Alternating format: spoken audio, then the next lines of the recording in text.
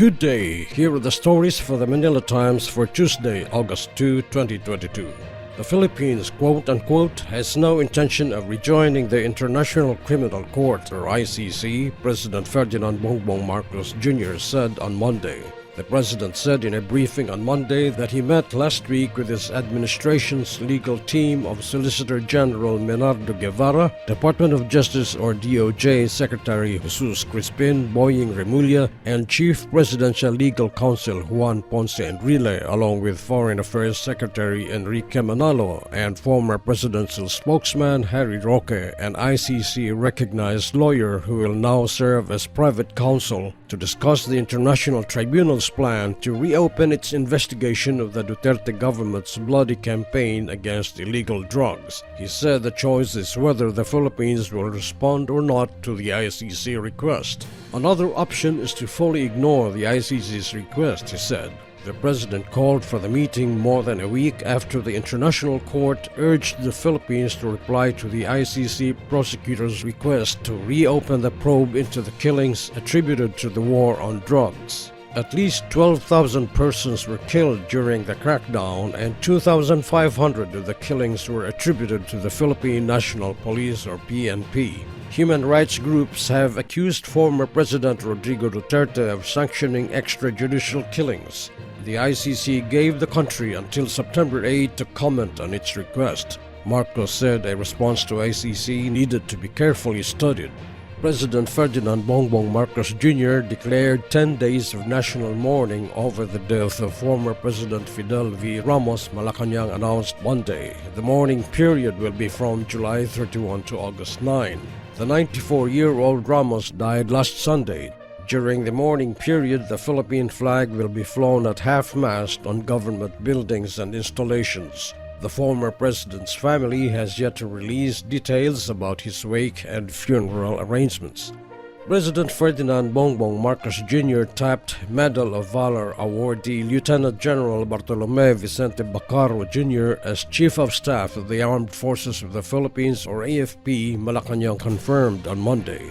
The Commander-in-Chief likewise named Lieutenant General Rodolfo Azurin Jr. as head of the Philippine National Police or PNP, while Medardo de Lemos was appointed Director of the National Bureau of Investigation, NBI. The palace official likewise said that Bacaro, who earned the Medal of Valor on December 21, 1991 for his, open quote, conspicuous acts of courage, gallantry, and intrepidity, close quote, in fighting the New People's Army or NPA in Isabela, will be the first AFP chief who will serve a fixed 3-year term as mandated by Republic Act 11709.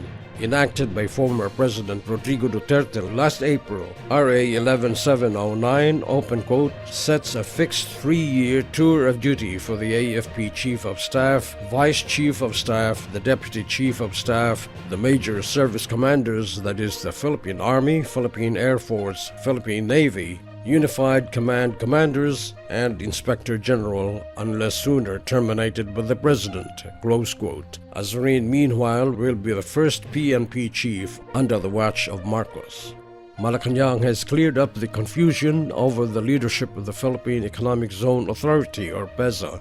Last week, the palace issued a circular which effectively retained Charito Ching Plaza as PEZA Director General. Memorandum Circular or MC3 extends the term of officers in charge of government agencies until December, open quote, to ensure the continuous and effective delivery of government services, close quote. It supplements MC1 issued last June 30 declaring all positions vacant.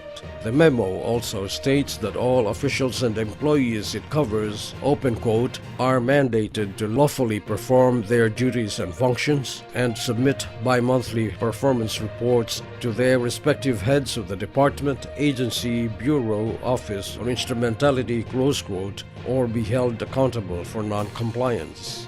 MC3 also makes it clear that PEZA is a government-owned or controlled corporation or GOCC and therefore is not covered by the order that declared certain positions vacant. Since MC1 does not apply to PEZA, quote-unquote, the position of Director General is not considered vacant, Plaza said in a statement. She added that a new OIC has not been named by Trade and Industry Secretary Alfredo Pascual or a quote-unquote higher officer.